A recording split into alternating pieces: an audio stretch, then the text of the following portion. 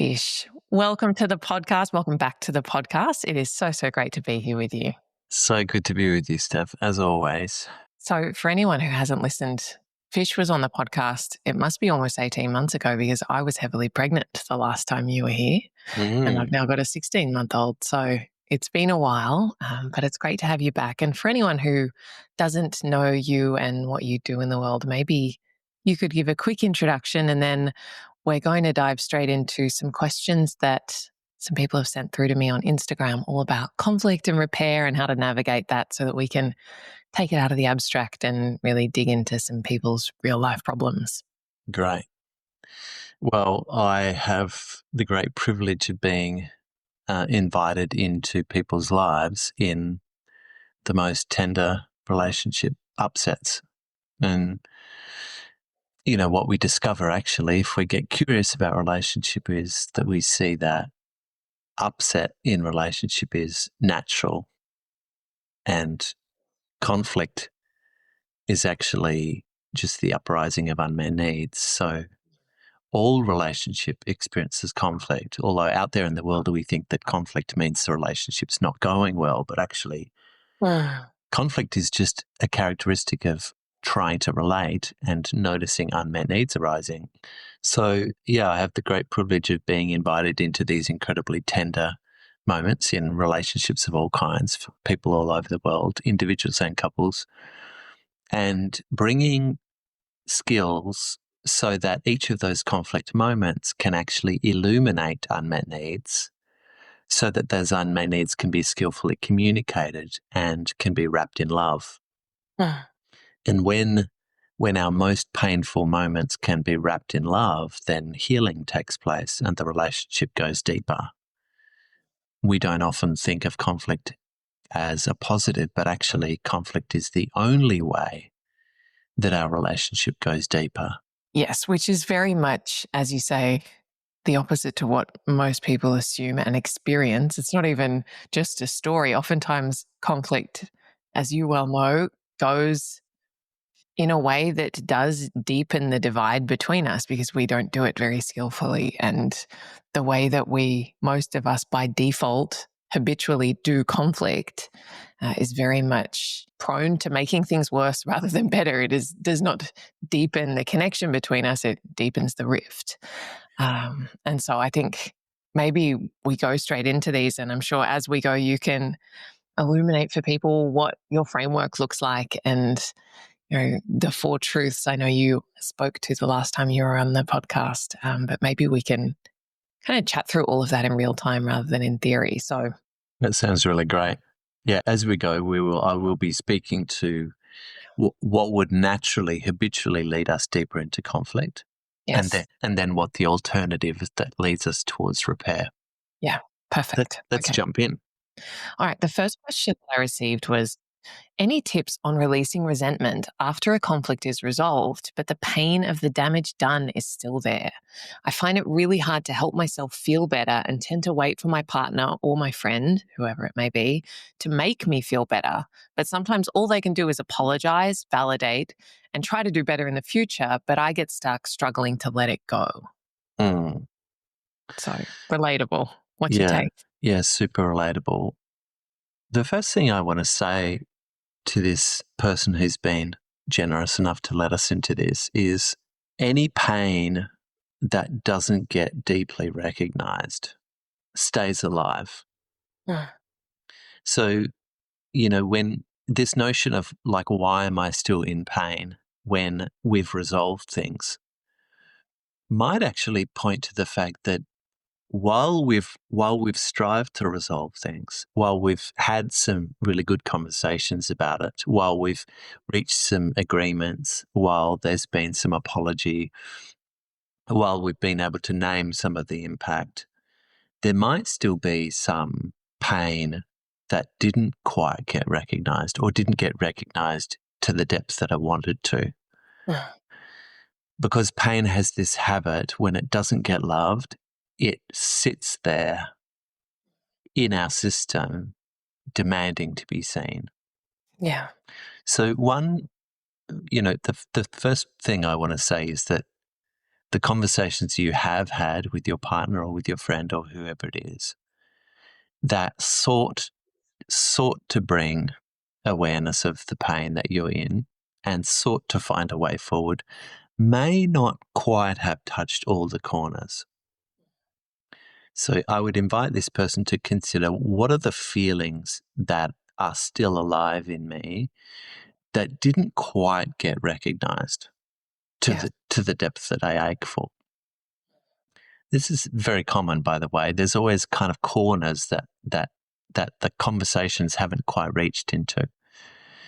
And so they sit there, persistent, like thorns in our side. Yeah. It reminds me of someone in one of my programs recently who was struggling with ongoing breaches of trust in their relationship. And they shared that this thing they'd been struggling with, which they'd sought some input around, like, we resolved that. And I decided not to raise the thing that I had been aware of that was really bothering me. So we resolved that and we moved on, but I'm still really bothered by it.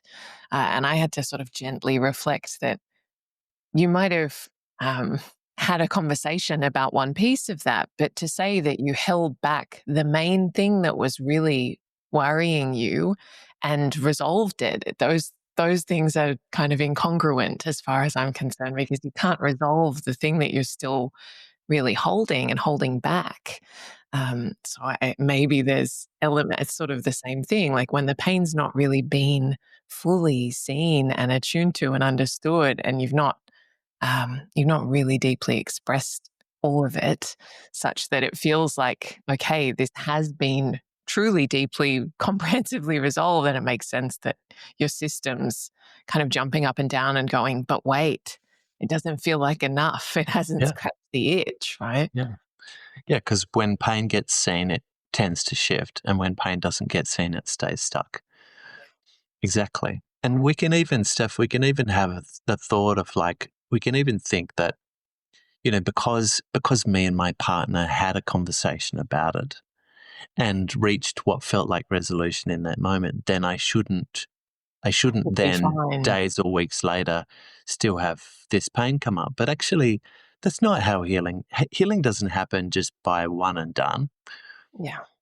It doesn't even necessarily happen by like 10 and done. Like, there's some pain in my relationship with my beautiful woman that we've been talking about for a year.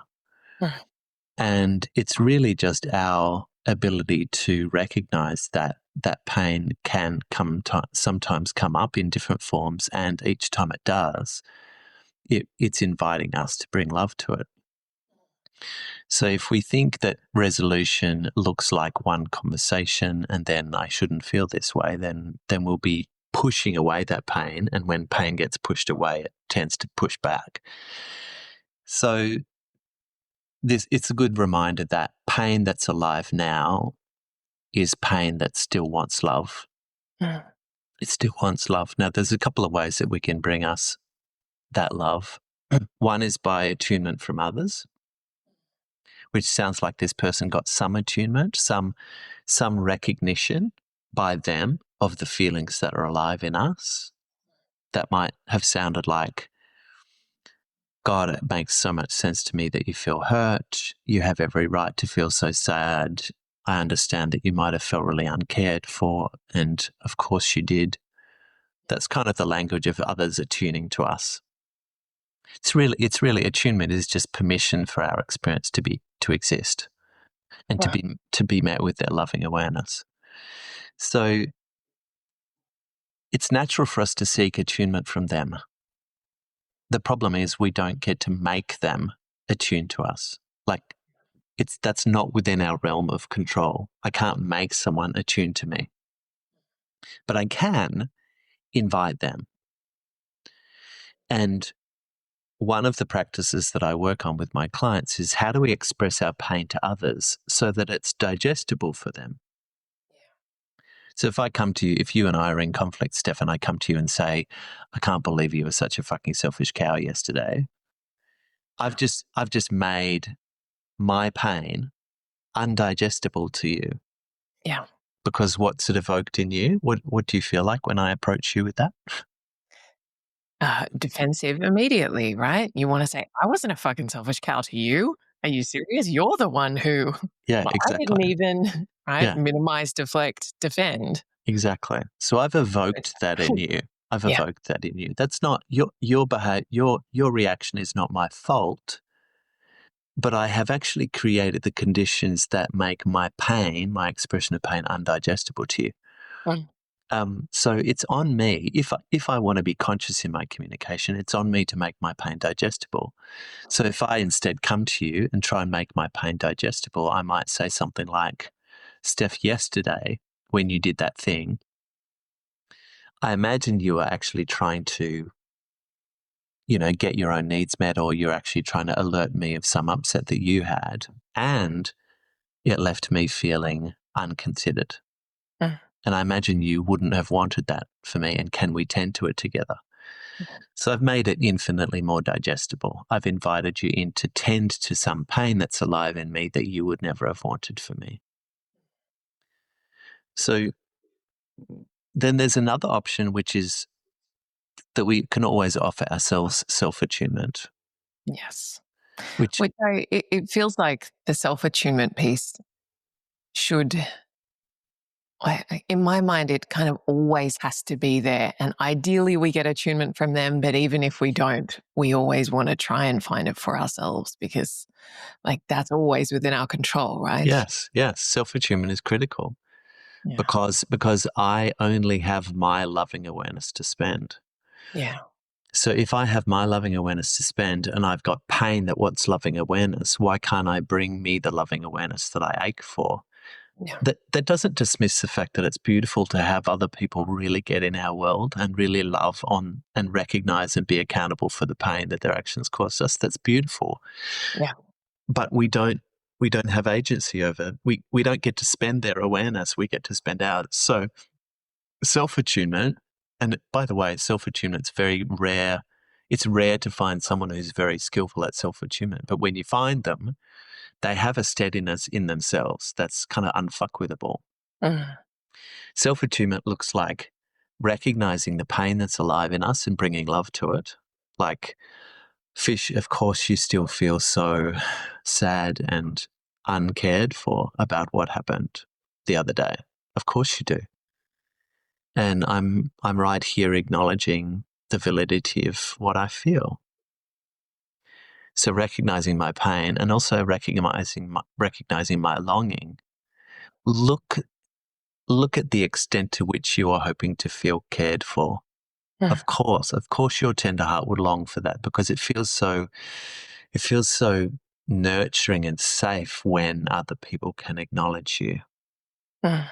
So self-attunement is this kind, compassionate conversation with self that acknowledges our pain and our longing. Very powerful. It's been a practice that I've been immersed in for the last few years, and it's really helped me deal with pain that others don't have the capacity to acknowledge. Yes. And I love what you said around it kind of confers upon you this steady presence. And I think that that arises from someone like when you have that depth of self attunement, self compassion, then I think you naturally have more grace and compassion for others. And I think that that allows you to naturally be less reactive, less judgmental, less all of those things. There's just a little bit more space within someone who's developed that skill set, right? Yeah, exactly. A little bit of space, a little bit less reactivity, a little bit more responsiveness. Yes. I've got an upset in my life right now where I'm attuning to the pain that someone's actions are bringing me. So I'm leaving myself feeling like recognized and nourished Mm, in my upset. And that's helpful because I want to have my pain recognized, and they are not currently in the space to be able to recognize my pain. mm, What they're doing is an expression of their own pain. They're too busy caught up in how real their pain is to recognize that their actions are causing me pain. So I yeah. still get my pain loved, even if they don't have the capacity to currently. What that does is that it stops me from hating on them, Yes, and from not feeling like a victim. and feeling like the victim of their lack of attunement, when in reality they currently don't have the capacity to get over here in my world Yeah. because they're caught up in their very real suffering. Yeah. So I'm kind of just aligning with reality there instead of fighting them, telling them they should be a certain way. Yes. And the third thing I wanted just to say to kind of close this little question is that I think it's really powerful if we can give pain the permission to exist ongoingly, to not need to be rid of some feeling. Yes. And we can ritualize it. Like, there's been times in my life that I've, either towards myself or towards someone else, I've said things like, why don't we just light a candle for this fear while it's here? Why don't we just why don't we choose a symbol to put in the lounge room to just represent the fact that pain is still alive? We don't need it to be gone. We're actually going to honor it, that it's here. And I know that is this being video recorded? It is. Okay, well, for those of you who are watching Got the your pain candle. video video recording, now I've got, Here's one I prepared earlier. you might have seen that. Have you seen these cards from my I daughter? have. So for those of you who are listening but not watching, I'm holding up a Happy Father's Day card from my daughter when she was 12, and it's got a little yellow vehicle on it.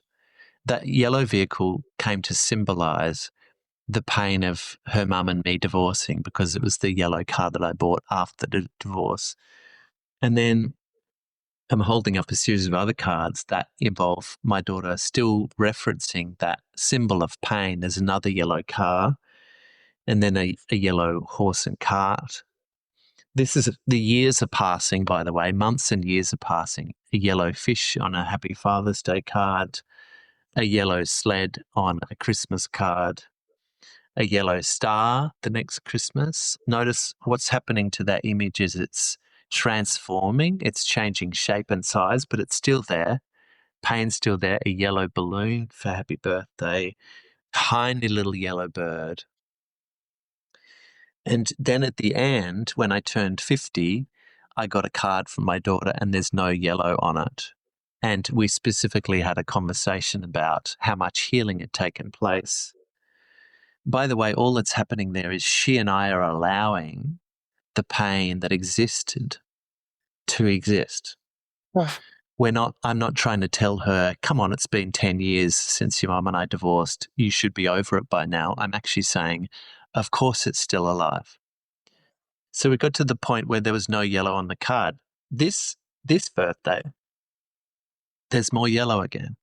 And what she's really acknowledging there is the conversations she and I are having about the divorce. Now that my daughter's 25 instead of 12, it's still bringing up pain of the divorce, but we're giving it permission to exist because it's here.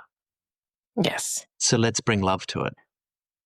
Yeah. And I think that for the vast majority of us, there is that, how do we make the pain go away? It's just, well, of course, why wouldn't we want the pain to go away? The pain is bad. Yeah. That's very deeply woven into most of us, that Yeah. pain is unwelcome, anxiety is unwelcome, fear is unwelcome, all of the so-called bad or negative emotions. Yeah. We should be urgently trying to get rid of them because they're uncomfortable. So it's really exactly. paradigm shifting to actually, turn towards rather than turn our back on whatever the emotion might be. Yeah. And that's a good way to understand the work that I do is I help people create the conditions for pain to receive love. Yes. And to want pain to go away is not to love it. Mm. Whereas giving this pain that's alive between us right now permission to be seen and loved and acknowledged, and we can light a candle, or we can have a seed pod from the local tree that represents the upset between us, or we can draw pictures on birthday cards that acknowledge that there's pain between us. And can we just continue to bring love to it? Some of that pain may always be there. I mean, we've got scars on our body that will never completely heal. Mm. We've got scars in our heart that will never completely heal, but can we meet them with love, like all day, every day? Yes. And I suspect, going back to this person's question, that what often stops us from being able to relate to pain in that way in the context of conflict in our relationships is that so often we take the existence of someone's pain as you've done something wrong, therefore you are bad. And so their pain elicits our defensiveness. And in so doing, the pain becomes a problem that needs solving, or, I Yeah, need your pain to go away because it makes me feel bad. yeah, Or you want your pain to go away because you feel like there's no one, giving it any love or attention. And so pain becomes a problem when really it's just the way that we're relating to it. yeah, that's right. My daughter will always be able to contact the fear and sorrow and panic of her parents divorcing, no Mm. matter how old she gets. And I've got two options. One is I push that away and tell her that's her That shit, her feel shit. guilty. Yeah. And the second is that I say, yes, my darling, Mm. let's revisit it. Let's explore corners we haven't spoken to. Let's just hold it together. I'm here with you. Of course that pain is still alive. Mm. Okay, let's go on to the next one because Mm. God knows we're at question one and we'll just go on forever. Yeah, we will. Okay. My partner and I used to have really unhealthy conflict, lots of arguments, shouting, him leaving the house, conflict lasting for days, and we actually split up because of it. We've since gotten back together, but it now feels like we never actually have conflict. We seem to skirt around conversations when it feels like conflict is coming, or we might have half an argument but stop when it starts getting more like an argument and then never actually resolve or repair. It feels like a lot is going unsaid and there's a lot of tension inside both of us, or maybe it's just me and I'm projecting.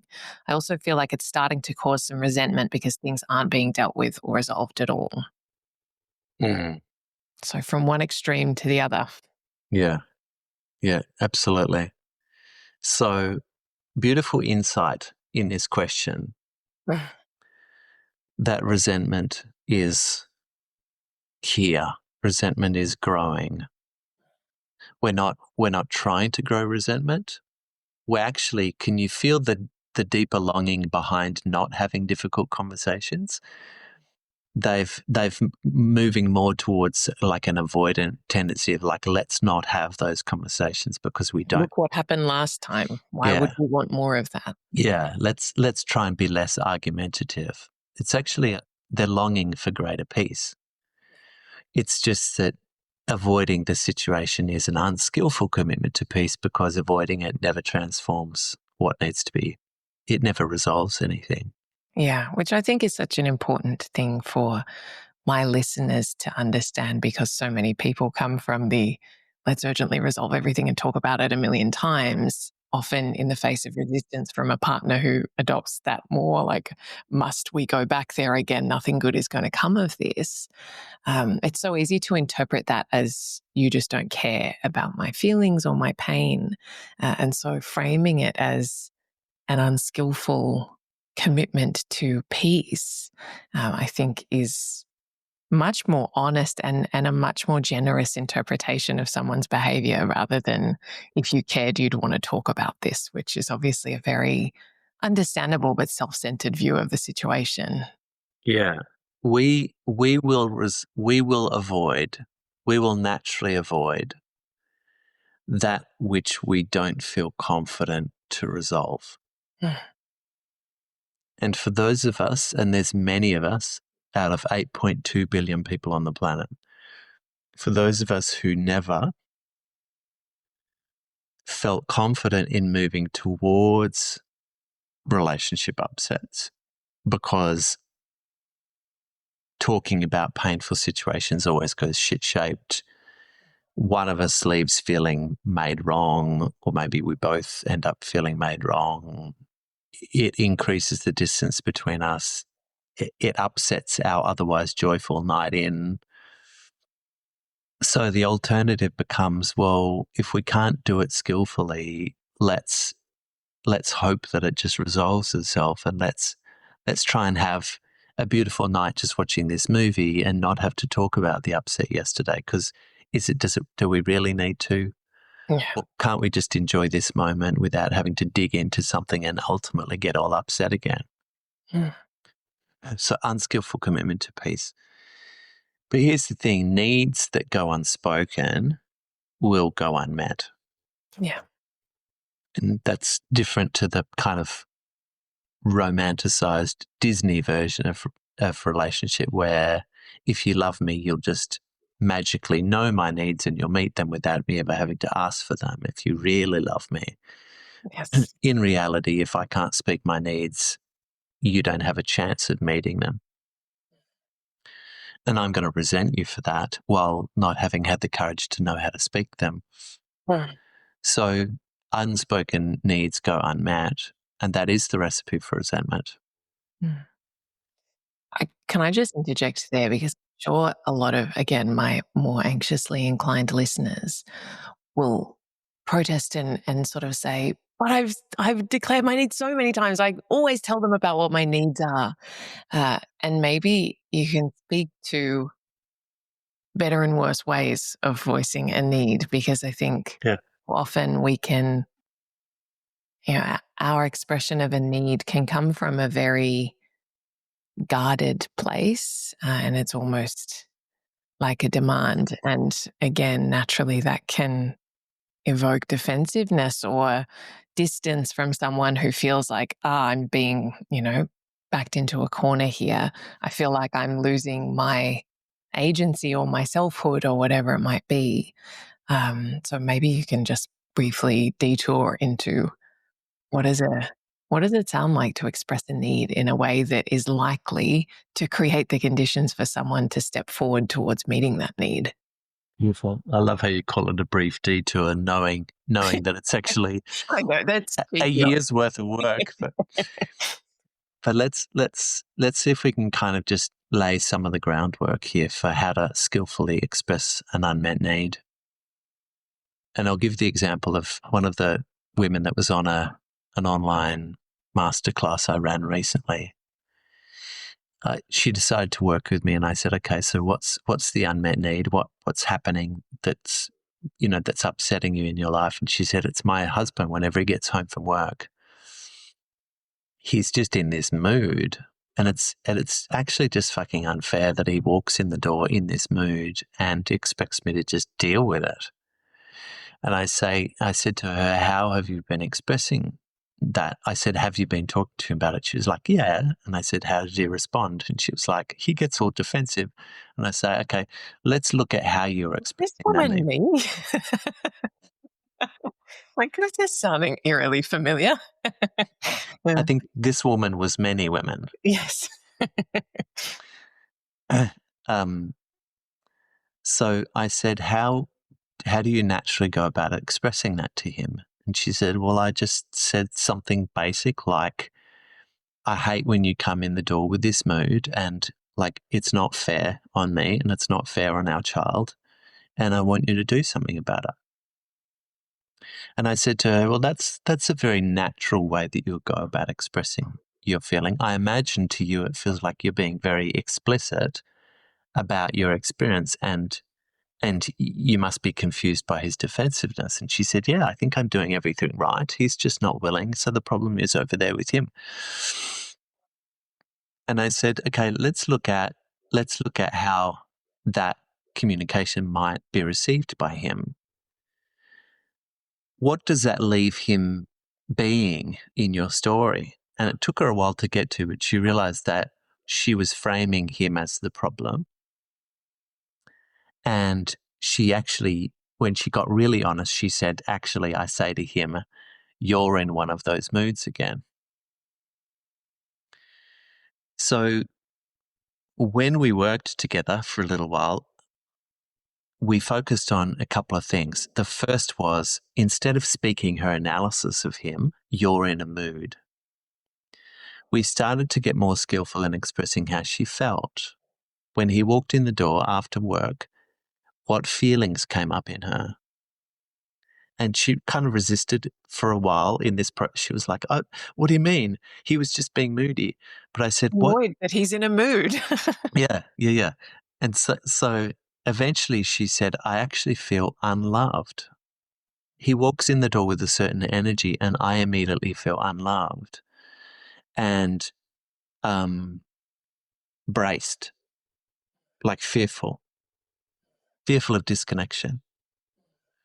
So I said, okay, beautiful. Let's hold that in one hand. Feel how you're actually now touching your emotional truth instead of projecting your emotions onto him as if he's the emotion causer.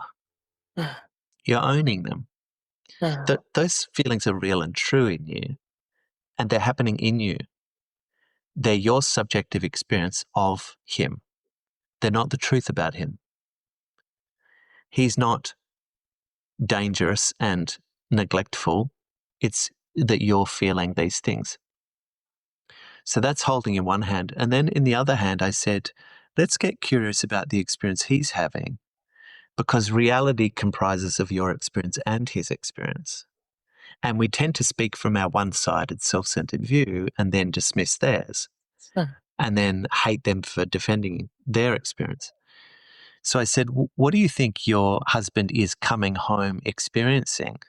What is this energy he enters the room with? And she's like, I'm not really sure. I haven't really thought about it. So we dug into it, and she started to realize that he's probably coming home feeling overwhelmed and feeling irritable and longing for a bit of quiet time and a bit of space, a bit of time free of demand.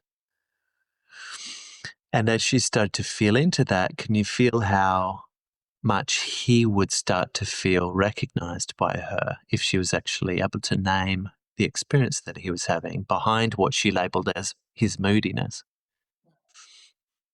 So where she got to in the end was she was able to express her pain and also honor what he was longing for as coexistence. So she said something like, sometimes when you come in the door, I notice I start to feel fearful of disconnection and I feel a bit lonely and unloved.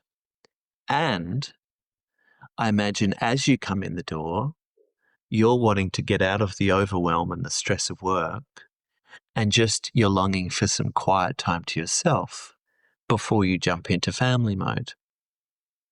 So suddenly, can you feel how much more digestible that is? It's gone from you're moody to your needs for space are leaving me feeling disconnected. So that's how we start to express our unmet needs skillfully, by recognizing the two-sidedness of every moment, because every moment is two-sided, and we normally only have access to one side. We normally express our experience or our need, and we have no regard actually for the very real experience that is happening over there in them that's giving them the behavior that they're behaving with. Yes. Beautiful. I think you did very well as a quick detour into today's conversation. So maybe we can then come back to the question of this person and going from heaps of conflict to no conflict, and how they might approach a conversation, naming the concerns and the fears that they're having around, I understand that maybe that we've both probably been tiptoeing a little or pulling back from conflict because of everything that we've experienced in the past. And I'm noticing for me that that is leaving me feeling like certain things are being unaddressed. And I'm worried, afraid of the disconnection that that might be causing between us. So on, I'll pass it over to you because you do this so much better than I do. Well, I think what you're expressing there, Steph, is really skillful. We're actually saying what I want for this relationship is for us to be able to talk to the various upsets that we will definitely experience with each other. Mm. I want us to learn how to do it skillfully so you and I both feel completely recognized. So you and I both feel like our experiences get seen. So we both feel cherished. So our needs go cared for rather than uncared for. Yeah. And I think for this person, really key in my mind would be framing that as a joint endeavor, and like we were here and like we were there, now we're here. we both want, like, obviously we're back in this together, we're trying again.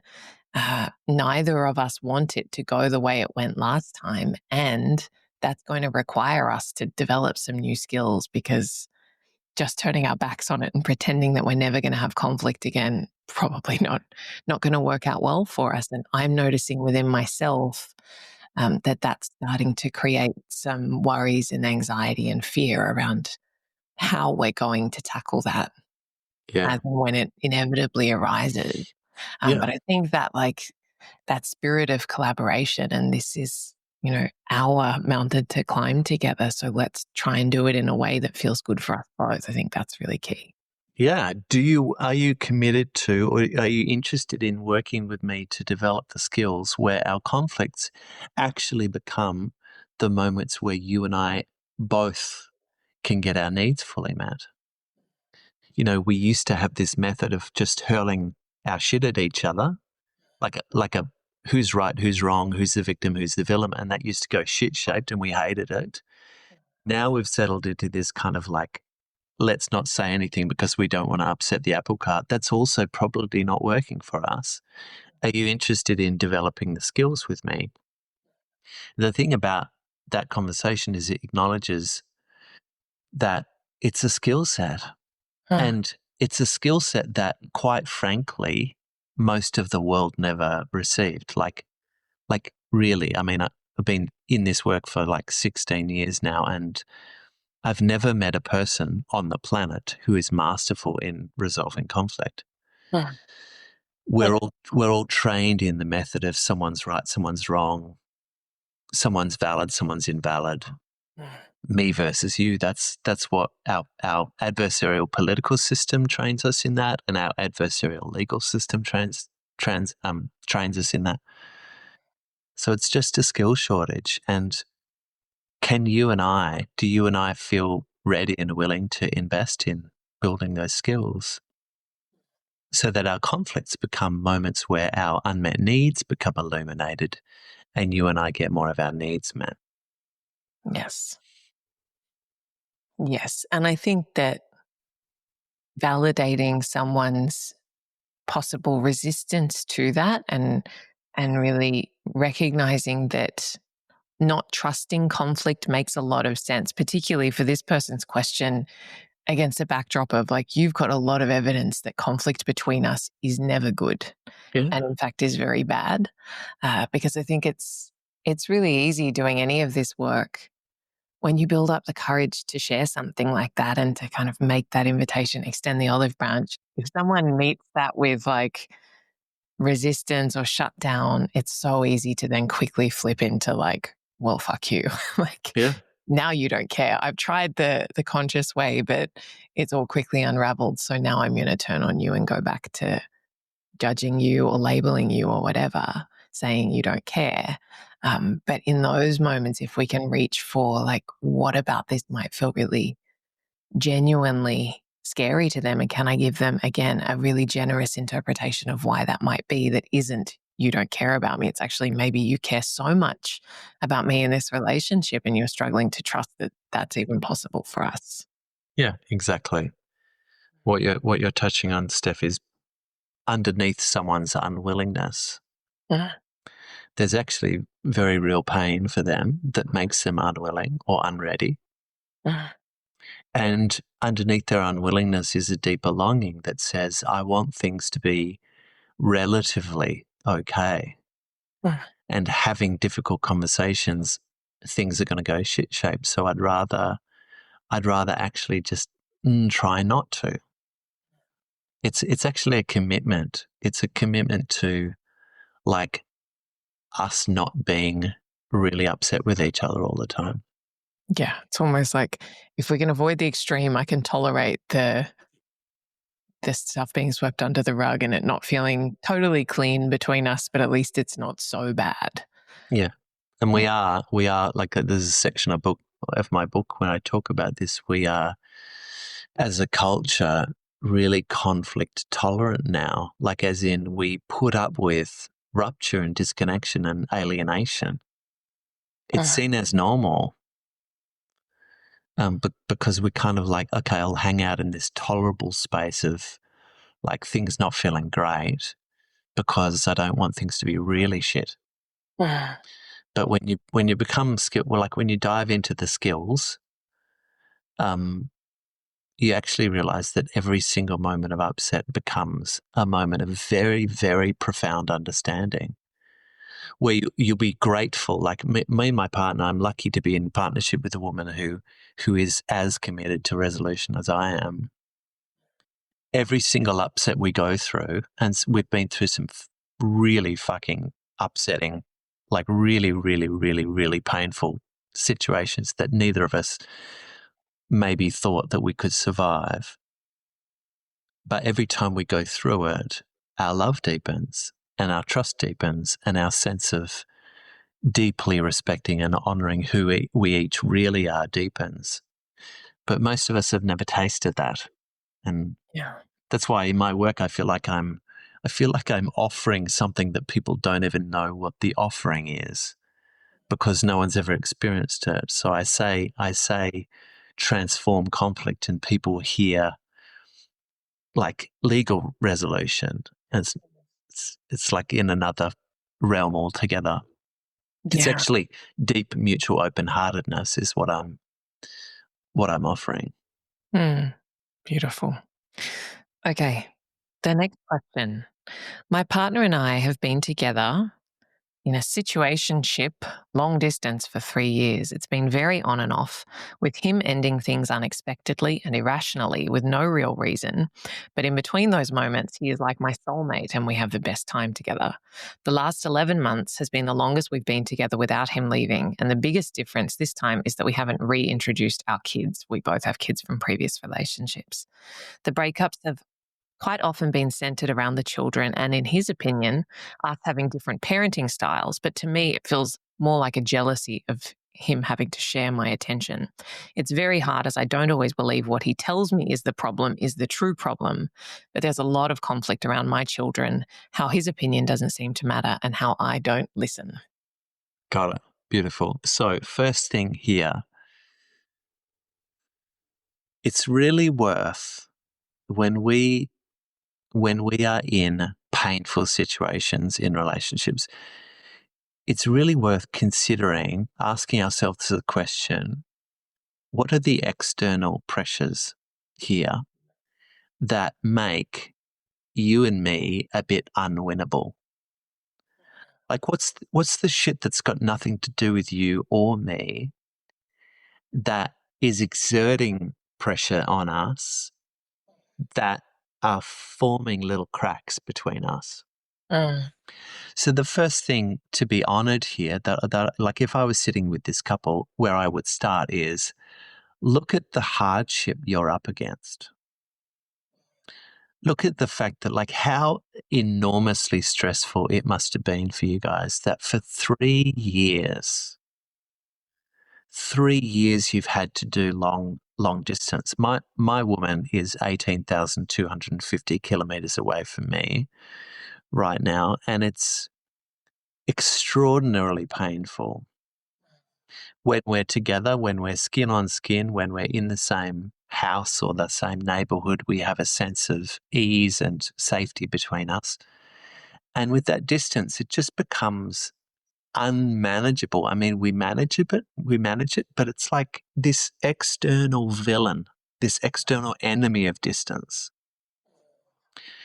There's also the external enemy of like the fact that we're trying to do togetherness while we've also got independent families and kids raised in very different situations that are also requiring our attention. That makes connection between you and me a little more unwinnable. Mm.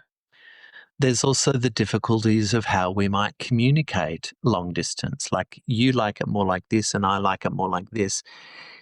So the communication becomes the external enemy. All I'm doing here is seeking to externalize the enemy so we don't internalize, like we don't make it the problem between me and you. It's actually look at the suffering inherent in the circumstance. Mm. there's a kindness to that. I'll often sit with a client couple to begin with, and I'll say, look at the pressures of being parents. Look at the enormous drains on each of you of your work scenario. Look at the external pressures from your family. Look at the ways in which you feel unsupported in your parenting. Look at the stresses of the global situation right now on your psyches. And I'll list all the pressures around the outside. And as I do that, I'll notice them like move closer towards each other. They'll interlace fingers. They'll kind of lean on each other. They'll start to feel like it's us versus the world Mm. instead of us versus each other. Yes, a validation of like, it's hard, feels hard because it is hard. It's hard being you. Yeah. And it's extraordinarily hard doing what you're doing. And there's an inherent difficulty that I want to acknowledge that you guys must be suffering with. Mm. So I think that's a really handy place. And, you know, I say this to my partner all the time. I say to her, look at what we're up against. The distance between us, the fact that I've got a commitment to my daughter over here and you've got family over there. Look at the extraordinary limitations around your chronic health issues that most people don't have to deal with. Look at how unwinnable our situation is. Go us. You feel that like make the enemy be out there instead of between us. Mm. This kind of fortifies us a bit. Yes. So that's the first thing. When it comes to the conflict around kids, I love at the very end of this question, she says how his opinion doesn't seem to matter and how I don't listen. Mm.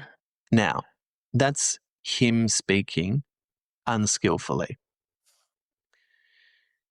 My opinion doesn't matter to you and you don't listen. Can you feel how difficult that is for her to receive? She wants to push that away.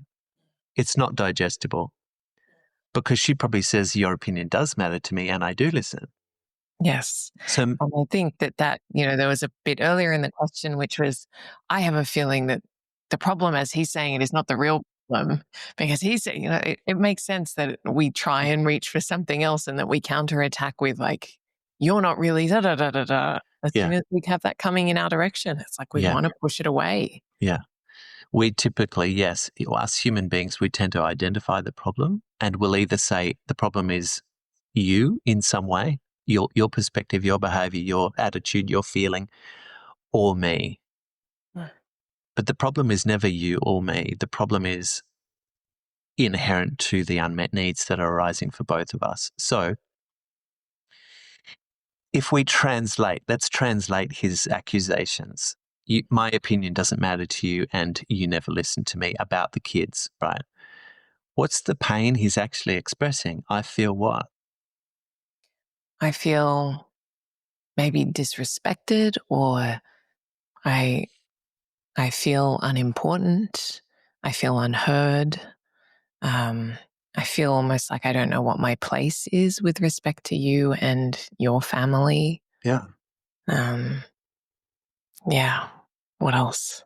Yeah. I feel unconsidered in my needs around how you parent your children. Mm. I feel uninvited. Mm. I feel as if I don't get to have a say in situations that impact me. Mm. So now he would be starting to speak his subjective and yet very real experience of her parenting. Mm. So let's hold that in one hand. There's the pain, and it's unintended pain because she never woke up one day thinking, how do I create the feeling of disrespected or unconsulted or unvalued in my partner? Like never. Mm. And yet here it is alive in him. The beautiful thing about understanding conflict deeply is that we understand that there's always some unintended pain for them of the actions that we take based on our beautiful intentions. There's always some unintended pain. It's always there 100% of the time. So there's the unintended pain that her actions create for him. In the other hand, we're going to hold what she's longing for in her parenting of her children. which Mm, I imagine is something like she's wanting to parent her children in a way that feels authentic to her, in a way that she acknowledges that she's the authority in their life, not him, mm. Protects and prioritizes their best interests. in a way that protects and prioritizes their best interest, to leave them feeling like they matter deeply, even as she pursues her relationship with him, Uh-huh, to know that they're the center of her world, uh-huh, that she's not choosing him over them, that they coexist. Maybe she even wants to transmit the feeling that she will always choose them first, uh, in terms of giving them a sense of security and safety. uh, So then we're holding her. Can you feel how beautiful all of her longings are? And this work says her longings are true and there's unintended pain that comes alive in him. And they're both true. They both need to be loved.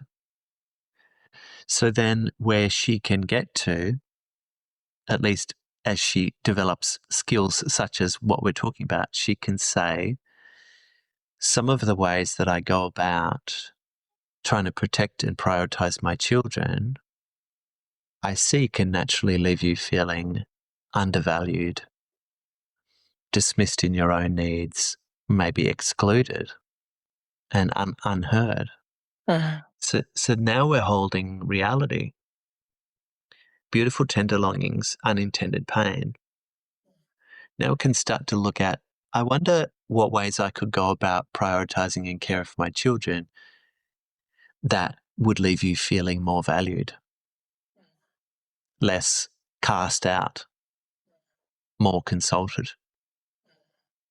That topic could be alive on the table for 5 years. it's actually a really a very common one that I'm hearing from students in my courses and stuff a lot. Um, that juggle of coming into a relationship with someone who has kids from a previous relationship and just like that whole competing priority thing Yeah, and not knowing where your place is and not knowing what you're allowed to have by way of needs with respect to someone who, by virtue of the circumstances, their attention is divided yeah, and you may not be the priority. And that's not wrong, because it's kind of right and as it should be that someone's children might be their first priority. So I think that everything you've just articulated there will probably resonate, albeit from the other side, but give people a bit of a steer on how to juggle that, because it is, again, really easy to just project and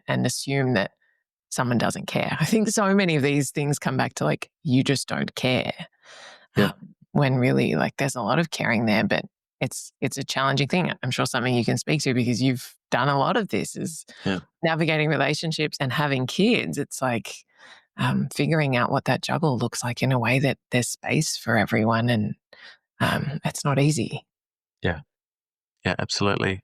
And I think, here's an example of where I know in my own life with my woman who doesn't have children yet and me who has adult children, Mm, there is the potential for that pain of for my woman, not saying she does feel this, but she has every right to feel unprioritized sometimes. mm, For as long as we grow a life together, it's quite likely that that pain will come and go. We're never going to get rid of it. We're never going to get rid of the opportunity for that pain to come up for her. So I've got two options in that relationship. I can either tell her she shouldn't feel that way when she does, and that's going to actually leave her feeling very alone and unseen, and eventually just like she won't feel safe in the relationship if I'm not prepared to acknowledge when there's pain for her. Or in this approach, I get to recognize it every single time it comes up for her. I get to be on the front foot with it and say, is this a moment where you're feeling unprioritized again? mm, It would make sense to me if that's coming up for you, and I'm right here with you in it. mm, Of course you're having these feelings. This is inherently really tricky for us. Here I am pouring attention into my kids, and of course you're naturally feeling like you don't get you don't get the awareness that you're craving right now and that you have every right to want. Mm, That must leave you feeling frustrated or alone or resentful. And I'm right here mm, with you in the feelings that are here for you between us. mm. Yeah. And as you're speaking, Fish, I think it's just so much of that, your ability to do that, quite apart from your incredible skill, I think has got to come from your inner environment not being really heavily laden with shame. Because I Yes. think when we've got a lot of shame that we're carrying around, we're much more naturally quick to push away anything that might touch into that. Yes. And then we go, oh, you're making me bad. I already Yeah. make myself bad. And so I have to flip it back on you and say that your pain's invalid, right? So Yeah. it's, there's lots of, there's lots of pieces to that work and that ability to receive someone's pain that is an unintended consequence of something that we may have done or not done, without collapsing into our own shame around it. Yeah, exactly. And if my beautiful woman ever listens to this podcast, she'll probably hear this discussion and she'll remember times where I've been really unskillful with that. Mm, I can remember a time where like I was acutely aware of my daughter's needs and acutely aware of my partner's needs. And I was so kind of felt so stuck between them that I didn't communicate with anyone. I just did what I thought was the right thing and left them both really upset. mm, And then what happened in me was I just naturally stepped into a place of like, oh God, what a bad person I am. mm, I'm not only am I being a bad dad, but I'm also being a bad partner. So collapsing into shame. And that place, if we go there, we become very unpresent to the people who need our presence. mm. So there have been times where I've just thought, oh God, I've got to get it right. Can't I've got to win this. fix it. I can't win it. But Yeah. actually, what's been required to mend, to start to repair even that moment was just to expand my awareness to say, of course, my partner was feeling disappointed. And of course, my daughter was feeling upset. Mm, And of course, I felt overwhelmed and ashamed. mm, Of course, can we bring love to all of that? Because this is me just trying to like do my best to be just a very present father and just an incredibly present and reliable partner. mm. And there's an unwinnability in that. And Yeah. of course, I'm going to get it wrong sometimes. And of course, there's going to be hurt around me. Yeah. Yeah. And as you say, I think having that externalizing the hard parts and going like, well, yeah, this is a hard situation. And so it makes sense rather than I'm not doing it right or it's my fault or it's someone else's fault Yeah. or Yeah. it's stepping outside of that altogether. Yeah, exactly. So if we do come back to this woman's question, Mm, and it's as if I'm coaching her because it's her question, then I would say to her, your man is going to need his upset recognized. So questions like, my love, how was it for you yesterday when mm, I did this thing with the kids or I drew a boundary with my children that was different from yours? How was that for you? How is it for you when I take the parenting into my own hands? Does it leave you feeling unrecognized, unvalued? And how would you love to feel? What do you really long for in how we navigate the parenting of our kids together? mm, Those are just inviting questions for him to explore more of his experience. And if we can meet him in with loving awareness for the experiences that are evoked in him with our parenting, then that's going to be the start of some really fruitful conversations. mm. Yeah. And even as you say that, it's like if at the heart of his gripe with the situation is feeling, I feel like I'm not respected, even the having of the conversation, quite apart from any solution to whatever circumstances exist or like just the fact of the conversation in that kind of way goes so far in like feeling respected, feeling cared for, feeling like I matter, feeling like you want to understand me. It's like the conversation itself solves so much of that and goes so far in like bringing us back to each other, That's right. quite apart from any solution that exists outside of the conversation or, down the track. That's right. This work is about demonstrating that we care Mm, for the pain and longing that's alive right here, right now. Like we mm, can wrap it in love. I'll give the quick example of, someone that I care about couple of years ago said to me, "You never fucking listen to me." Now that's immediately undigestible to me. I want to recount the 10,000 times that I've specifically made space to listen to them, even when I haven't felt it's been reciprocated. So I immediately just want to get on the offensive and say, "How dare you?" But this work says, translate what's being said into the experience it's being said from. mm, So "you never fucking listen to me" becomes, I often don't feel heard. Now I can move towards them and say, "Ouch, talk to me about how upsetting it is for you that you so often feel unheard. Does that leave you feeling angry? Do you feel sad? Do you feel alone? Do you feel as if I don't care for you? Talk to me more about this upset that's alive for you." All I'm doing in that moment, option one is to defend against it and to dismiss their pain. That will amplify the conflict because they'll have to dig in to have their pain heard, and I'll have to dig in to not be made the villain. But in this plan B, I'm saying, I'm going to meet your pain with love because it's here. You get full permission to feel unheard. Even as I have been striving to leave you feeling heard, you can mm. still feel unheard, and I'm here. And I'm here to love. I'm here to bring love, bring compassion to those feelings, because how painful it must be for Mm. you to consistently feel unrecognized, unheard, unreceived. I'm smiling because, you know, I've done a lot of this work with you, Fish, and um, still, when you say, like, fucking listen to me, if I'm imagining someone saying that to me, I You don't want think, it's like my, I think my way of responding to that, it's not like an overt counterattack, but it's like a fawn of like, what do you mean? I don't think that's fair.